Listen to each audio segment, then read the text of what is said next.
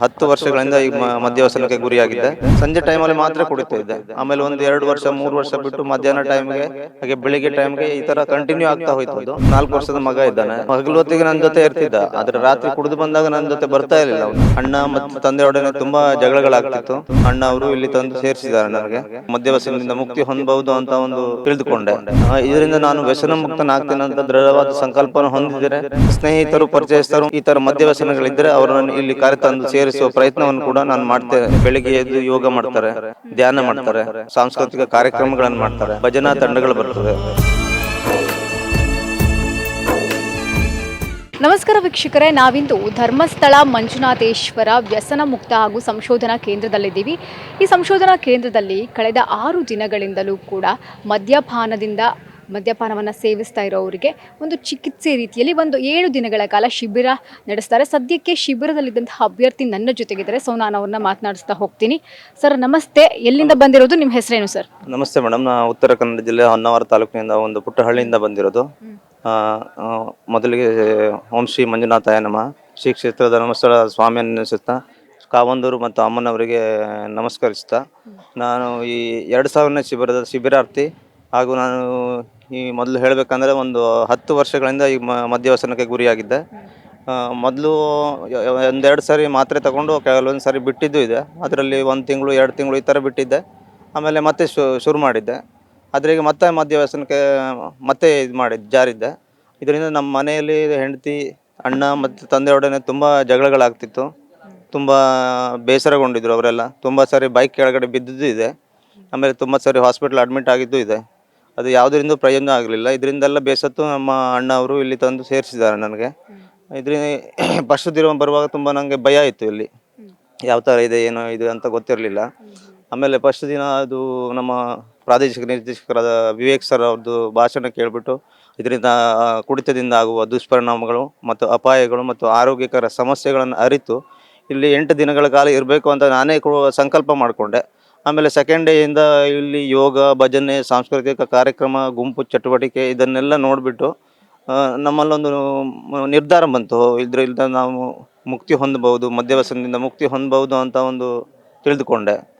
ಹಾಗೆ ಇಲ್ಲಿ ಸಂಪನ್ಮೂಲ ವ್ಯಕ್ತಿಗಳು ಬಂದು ಕೆಲವೊಂದು ಅವರ ಅನುಭವಗಳನ್ನು ಹೇಳಿದ್ದಾರೆ. ತುಂಬ ಜನ ಮದ್ಯವ್ಯಸನದಿಂದ ಪಾನಮುಕ್ತರಾದಂಥವ್ರು ಬಂದು ಅವರ ಅನುಭವಗಳನ್ನು ಹಂಚಿಕೊಂಡಿದ್ದಾರೆ. ಇದರಿಂದೆಲ್ಲ ನಾವು ತುಂಬ ಕಲಿತುಕೊಂಡ್ವಿ.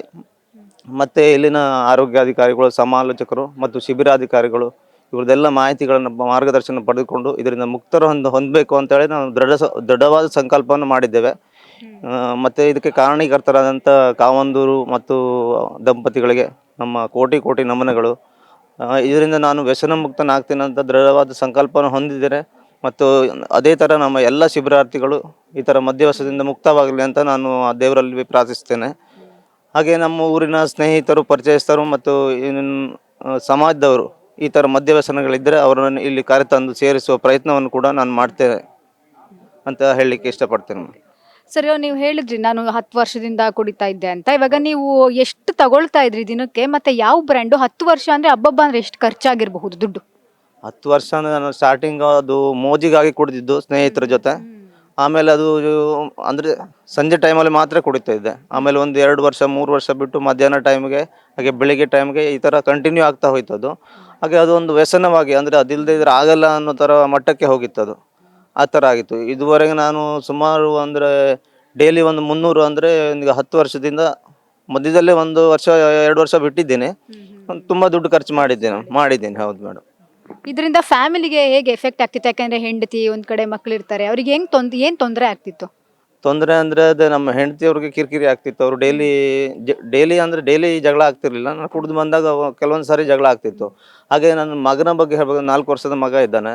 ಅವನು ಹಗಲು ಹೊತ್ತಿಗೆ ನನ್ನ ಜೊತೆ ಇರ್ತಿದ್ದ, ಆದರೆ ರಾತ್ರಿ ಕುಡಿದು ಬಂದಾಗ ನನ್ನ ಜೊತೆ ಬರ್ತಾ ಇರಲಿಲ್ಲ ಅವನು. ಯಾಕಂದರೆ ಅವನಿಗೆ ಭಯ ಆಗ್ತಿತ್ತು. ನಾನು ಕುಡಿದು ಬಂದಾಗ ಏನು ಮಾತಾಡ್ತಾನೆ, ಏನಿದು ಮಾಡ್ತಾನೆ ಅಂದರೆ ಕೋಪ ಬರ್ತಿತ್ತು, ಸಿಟ್ಟಿನಲ್ಲಿ ಇರ್ತಿದ್ದೆ. ಅದಕ್ಕೋಸ್ಕರ ಅವನು ತುಂಬ ಹೆದರ್ತಾ ಇದ್ದ. ಇದೇ ಥರ ಮತ್ತು ತಂದೆ ಮತ್ತು ಅಣ್ಣನ ಜೊತೆ ಕೆಲವೊಂದು ಸಾರಿ ಗಲಾಟೆಗಳಾಗ್ತಾ ಇತ್ತು. ನಿಮಗೆ ಈ ಶಿಬಿರವನ್ನ ಯಾರು ಸಜೆಸ್ಟ್ ಮಾಡಿದ್ದು, ಹಾಗೆ ಯಾರು ತಂದು ಸೇರಿಸಿದ್ರು? ಶಿಬಿರ ಸೇರಿಸಿದ್ದು ನಮ್ಮ ಹೆಂಡತಿ ಮತ್ತು ಹೆಂಡತಿಯವರ ಅಕ್ಕ ಇದ್ದಾರೆ, ಅವರ ಅಣ್ಣ, ಅವ್ರ ಗಂಡ, ಮತ್ತೆ ನಮ್ಮ ಅಣ್ಣ ಸೇರಿ 4 ಜನ ಸೇರಿ ಇಲ್ಲಿ ತಗೊಂಬಂದು ಸೇರಿಸಿದ್ದು ನನಗೆ. ಹೌದು. ಇವಾಗ ನೀವು ಈ ಶಿಬಿರಕ್ಕೆ ಬಂದ್ಮೇಲೆ ಈ ಒಂದು 6 ದಿನದಲ್ಲಿ ಏನೇನು ಕಲ್ತ್ಕೊಂಡ್ರಿ, ಯಾರ ಜೊತೆಗೆ ಬೆರೆತ್ರಿ, ಏನೇನು ಆಕ್ಟಿವಿಟೀಸ್ ಅಲ್ಲಿ ಪಾಲ್ಗೊಂಡ್ರಿ? ಅಲ್ಲಿಗೆ ಇಲ್ಲಿ ನಡೆಯುವ ಎಲ್ಲ ಆಕ್ಟಿವಿಟೀಸ್ ಅಲ್ಲಿ ನಾವು ಪಾಲ್ಗೊಂಡಿದ್ದೀವಿ. ಬೆಳಿಗ್ಗೆ ಎದ್ದು ಯೋಗ ಮಾಡ್ತಾರೆ, ಧ್ಯಾನ ಮಾಡ್ತಾರೆ, ಆಮೇಲೆ ಸಾಂಸ್ಕೃತಿಕ ಕಾರ್ಯಕ್ರಮಗಳನ್ನು ಮಾಡ್ತಾರೆ, ಆಮೇಲೆ ಭಜನಾ ತಂಡಗಳು ಬರ್ತದೆ, ಭಜನೆಗಳನ್ನು ಮಾಡ್ತೀವಿ. ನಾವು ಮನೆಯಲ್ಲಿ ಯಾವತ್ತೂ ಭಜನೆಗಳನ್ನು ಮಾಡಿದ್ದಿಲ್ಲ, ಬಟ್ ಇಲ್ಲಿ ಬಂದು ಅದನ್ನು ಕೂಡ ಕಲ್ತಿದ್ದೀವಿ. ಎಲ್ಲ ಸೇರಿ ಭಜನೆ ಕೂಡ ಮಾಡಿದ್ದೀವಿ. ಎಲ್ಲ ಒಟ್ಟಾಗಿ ಊಟ ತಿಂಡಿ ಇದೆಲ್ಲ ಚೆನ್ನಾಗಿ ನೋಡ್ಕೊಂಡಿದ್ದಾರೆ. ಮತ್ತೆ ನಮ್ಮ ಆಪ್ತ ಸಮಾಲೋಚಕರು, ಶಿಬಿರಾಧಿಕಾರಿಗಳು, ಮತ್ತೆ ಆರೋಗ್ಯ ಸಹಾಯಕಿಯರು ಎಲ್ಲ ಕೂಡ ನಮಗೆ ತುಂಬಾ ಪರಿವರ್ತನೆ ಆಗ್ಲಿಕ್ಕೆ ತುಂಬಾ ಸಹಾಯ ಮಾಡಿದ್ದಾರೆ. ಇದರಿಂದ ನಾವು ಪರಿವರ್ತನೆ ಹೊಂದಿದ್ದೀವಿ ಅಂತ ಅನ್ಕೋತೀನಿ. ನಿಮ್ಮ ಈ ಪರಿವರ್ತನೆಗೆ ಮೂಲ ಕಾರಣ ಅಂತಂದ್ರೆ ವೀರೇಂದ್ರ ಹೆಗಡೆ ಅವರು ಅಂತಾನೆ ಹೇಳಿದ್ರೆ ತಪ್ಪಾಗೋದಿಲ್ಲ. ಸೊ ಈ ಸಂದರ್ಭದಲ್ಲಿ ಅವ್ರ ಬಗ್ಗೆ ಏನು ಹೇಳಕ್ ಇಷ್ಟಪಡ್ತೀರಾ? ಅಲ್ಲ, ಅವರಿಗೆ ನಮ್ಮ ಕೋಟಿ ಕೋಟಿ ನಮನಗಳನ್ನು ಸಲ್ಲಿಸ್ತೀನಿ ನಾನು. ಇಂತಹ ಒಂದು ಸಮಾಜಮುಖಿಯಾದ ಕಾರ್ಯವನ್ನು ಅವರು ಮಾಡ್ತಾ ಇದ್ದಾರೆ. ಅದಕ್ಕಾಗಿ ನನ್ನ ನಮನಗಳಷ್ಟೇ ನಾನು ಸಲ್ಲಿಸ್ಲಿಕ್ಕೆ ಇಷ್ಟಪಡ್ತೀನಿ. Okay sir, thank you so much sir. ನೋಡಿದ್ರಲ್ವಾ, ಕುಡಿತದ ಚಟದಿಂದ ಏನೇನೆಲ್ಲ ಆಗುತ್ತೆ ಅನ್ನೋದನ್ನ ಸ್ವವಿವರವಾಗಿ ಇಲ್ಲಿ ಶಿಬಿರದ ಅಭ್ಯರ್ಥಿಯೇ ನಿಮ್ಮ ಜೊತೆಗೆ ತೆರೆದಿಟ್ರು. ಸೊ ಕ್ಯಾಮ್ರಾ ಪರ್ಸನ್ ವೆಂಕಟೇಶ್ ಜೊತೆಗೆ ಪಲ್ಲವಿ ರಾಜ್, ನ್ಯಾಷನಲ್ ಟಿವಿ.